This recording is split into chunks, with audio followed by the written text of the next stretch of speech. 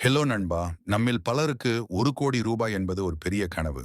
ஆனா, அதை அடைய சரியான வழி தெரியாம தவிக்கிறோம். எனக்கும் அந்த கனவு இருக்கு. ஆனா, அத சும்மா கனவா மட்டும் விடாம, நிஜமாக்க ஒரு சவாலை தொடங்கி இருக்கேன். அதுதான் ப்ராஜெக்ட் 1,00,00,000. இன்னைக்கு இந்த வீடியோல இருந்து, நான் எப்படி 0த்துல இருந்து ரூ. 1,00,00,000 நோக்கி பயணிக்க போறேன், அப்படிங்கிற ஃபுல் ரோட் மேப்ப உங்களுக்கு காட்டப் போறேன். இது வெறும் வீடியோ மட்டும் கிடையாது. என்னை போன்ற ஒரு சாதாரண நபர் எப்படி ஃபினான்ஷியல் ஃப்ரீடம் அடைய முடியும் அப்படிங்கிறதுக்கான ஒரு நேரடி ஆவணம். என் கூடவே ட்ராவல் பண்ணுங்க. நான் பண்ற தப்பு, நான் எடுக்கிற ரிஸ்க், எனக்கு கிடைக்கிற லாபம் எல்லாத்தையும் ஓப்பனா உங்ககிட்ட ஷேர் பண்ண போறேன். ஏன்னா நான் 1,00,00,000 ரீச் பண்ணும்போது என் கூட சேர்ந்து நீங்களும் அந்த பாதையில இருக்கணும்னு ஆசைப்படுறேன். ஏன் 1,00,00,000? 1,00,00,000 சம்பாதிக்கணும் அப்படின்றது இப்போ ஒரு பெரிய மைல்கல் ஆயிடுச்சு. ஏன் இது முக்கியம்னு சில முக்கியமான பாயிண்ட்ஸ். இதோ 1. ஃபினான்ஷியல் ஃப்ரீடம், பண சுதந்திரம். நம்ம கிட்ட ரூ. 1,00,00,000 கார்பஸ் இருந்தா, அதை சரியான இடத்துல முதலீடு செஞ்சு, அதுல வர்ற வட்டியிலேயே மாசம் 50,000 முதல் 70,000 வரை சம்பாதிக்க முடியும். இதனால புடிச்ச வேலையை மட்டும் செய்யலாம், இல்லனா சீக்கிரமே ரிட்டயர் ஆகலாம். 2. Inflation and future castes. விலைவாசி உயர்வு. இன்னைக்கு ரூ. 100க்கு விக்கிற பொருள் இன்னும் 10 வருஷத்துல 200 ஆகும். 20 வருஷத்துல இது 300 கூட ஆகலாம். குழந்தைகளோட படிப்பை எடுத்துக்கிட்டோம்னா, ஒரு நல்ல காலேஜ்ல சேர்த்து படிக்க வைக்க இப்பவே லட்சக்கணக்குல செலவாகுது. அப்போ 20 வருஷம் கழிச்சு நிலைமை எப்படி இருக்கும்னு யோசிச்சு பாருங்க. மெடிக்கல் எமர்ஜென்சின்னு வர்ற ஹாஸ்பிடல் செலவுகள் ஒரு மிடில் கிளாஸ் குடும்பத்தோட சேமிப்பை மொத்தமா காலி பண்ணிடும். 1,00,00,000 கையில இருக்குது, ஒரு பெரிய பாதுகாப்பு. 3. அமைதியான ஓய்வு, வேலை ஓய்வு. 60 வயசுக்கு அப்புறம் மத்தவங்க கிட்ட காசுக்காக கை நீட்டாம இருக்கணும்னா, ஒரு பல்கான அமௌண்ட் உங்க கையில இருக்கணும். அந்த 1,00,00,000 நீங்க பேங்க்ல இல்ல மியூச்சுவல் ஃபண்ட்ல போட்டா கூட, அதுல வர்ற வட்டியே உங்க காலத்துக்கும் போதுமானதா இருக்கும். 4. அவசர கால நிதி. திடீர்னு வேலை போயிட்டாலோ, இல்ல பிசினஸ்ல ஒரு சறுக்கல் வந்தாலோ, 1,00,00,000 கையில இருக்கிறப்போ வர்ற அந்த கான்ஃபிடன்ஸ் வேற லெவல்ல இருக்கும். எந்த சூழலையும் சமாளிக்கலாம் அப்படிங்கிற தைரியம் உங்களுக்கு கிடைக்கும். 5வது காம்பவுண்ட் இன்ட்ரெஸ்ட். பணத்தை வளர விடுவது. 1,00,00,000 சம்பாதிக்கிறது தான் கஷ்டம்.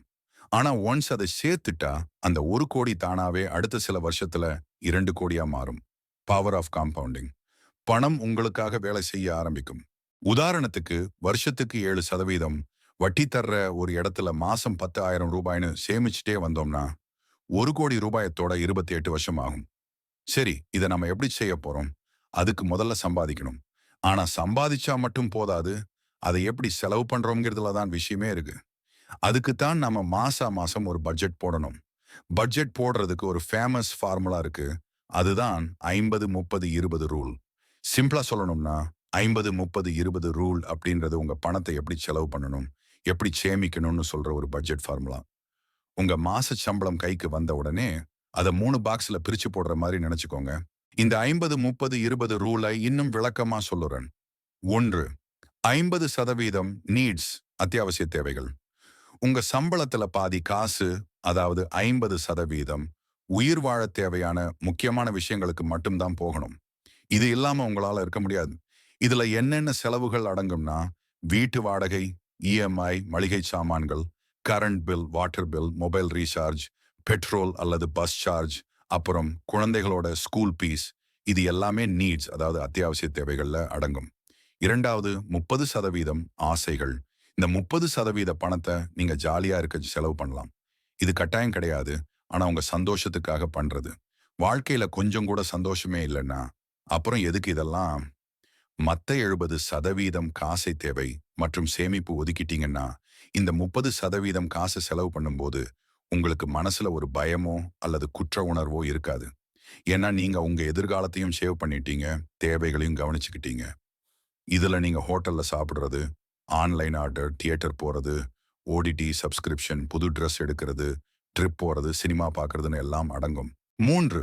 20% சேமிப்பு மற்றும் கடன். அடுத்து அந்த 20% சேமிப்பு இருக்கே, அதுதான் உங்க நிம்மதிக்கும் எதிர்காலத்துக்கும் ரொம்ப முக்கியம். இதுல முதல்ல கடனை அடைக்கணும். உங்களுக்கு ஏதாவது வட்டி அதிகமான கடன் இருந்தா, உதாரணத்துக்கு கிரெடிட் கார்டு, லோன், இல்லனா வட்டிக்கு வாங்கின காசு, இந்த 20% காசை வச்சு முதல்ல அதை முடிங்க. கடன் இல்லாம இருந்தாலே பாதி சந்தோஷம் வந்துடும். Emergency fund. நாம முன்னாடி பேசின மாதிரி திடீர்னு ஏதாவது செலவு வந்தா மத்தவங்க முன்னாடி கை கட்டி நிக்காம இருக்க இது உதவும். அபூராம எஸ்ஐபி, எஃப்டி மற்றும் மியூச்சுவல் ஃபண்ட் முதலீடு, தங்கம் வாங்குறதுன்னு இன்வெஸ்ட் பண்ணாலும். ஒரு சின்ன உண்மை, நிறைய பேர் பண்ற தப்பு என்னன்னா, சம்பளம் வந்த உடனே செலவு பண்ணிட்டு மிச்சம் இருந்தா சேமிக்கலாம்னு நினைப்பாங்க. ஆனா நாம அதை அப்படியே மாத்தி பண்ணணும். வருமானத்துல 20% சேமிப்பு பண்ணினா, மீதி இருக்கிற காசை நீங்க பயமில்லாம சந்தோஷமா செலவு பண்ணலாம். ஏன் இந்த ரூல் ரொம்ப ஃபேமஸ்? மத்த பட்ஜெட் மாதிரி ஒவ்வொரு ரூபாய்க்கும் கணக்கு எழுதிட்டு இருக்க வேணாம். ஆசைகளுக்கும் இடம் கொடுக்கறதால வாழ்க்கை போர் அடிக்காது. கண்டிப்பா 20% சேமிக்கிறதால பிற்காலத்துல நீங்க கோடீஸ்வரன் ஆகிறதுக்கு இது ஒரு நல்ல அடித்தளம். இன்னொரு விஷயம் என்னன்னா, உங்களுக்கு கடன் அதிகமா இருந்தாலோ, இல்ல சீக்கிரம் ரிடையர் ஆகணும்னு ஆசை இருந்தாலோ, அந்த 30% வாண்ட்ஸை குறைச்சுக்கிட்டு 20% சேவிங்ஸை அதிகமாக்கலாம். சரி, இப்போ நான் 50, 30, 20 ரூல பேஸ் பண்ணி மென்டலி பட்ஜெட்னு ஒரு கூகுள் ஷீட் கிரியேட் பண்ணியிருக்கேன். அதை எப்படி யூஸ் பண்றதுன்னு வாங்க பார்க்கலாம். இந்த கூகுள் ஷீட்ல செல்ஜி 2ல நீங்க வாங்குற மந்த்லி சேலரியா என்டர் பண்ணுங்க. உதாரணத்துக்கு, நான் ஒரு 25,000 ரூபாய் சம்பளம் வாங்குறேன்னு வச்சுக்குவோம். செல் G2ல 25,000 என்டர் பண்ண உடனே நீட்ஸ், வாண்ட்ஸ் அப்புறம் சேவிங்ஸுக்கு எவ்வளோ அமௌண்ட் ஒதுக்கணும்னு அதுவே பிரிச்சு கொடுத்துரும். இப்போ நான் 25,000 என்டர் பண்ண உடனே என்னோட நீட்ஸ்க்கு தேவையான அமௌண்ட் 12,500 ரூபாய்ன்னு அதுவே வந்துருச்சு பாருங்க. லெஃப்ட் சைடு காலம் ஏல நாம ஸ்பெண்ட் பண்ண போற டைப்ஸ் எல்லாத்தையுமே நான் நோட் பண்ணி வச்சிருக்கேன். இப்போ நான் ரெண்ட், grocery பில்ஸ் அப்புறம் டிரான்ஸ்போர்ட்டுக்கான அமௌண்ட் என்டர் பண்றேன்.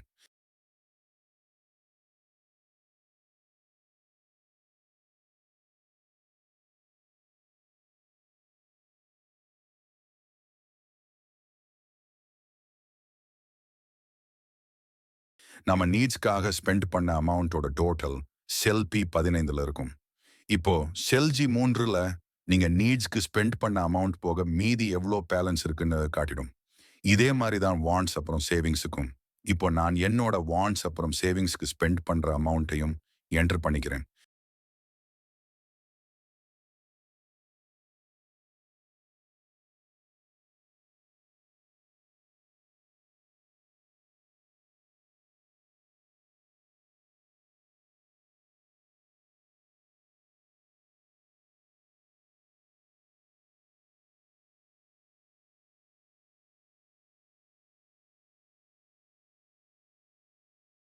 கடைசியா செல் G6ல நம்ம மொத்த செலவு போக கையில இருக்க வேண்டிய பேலன்ஸ் அமௌண்ட் இருக்கும்.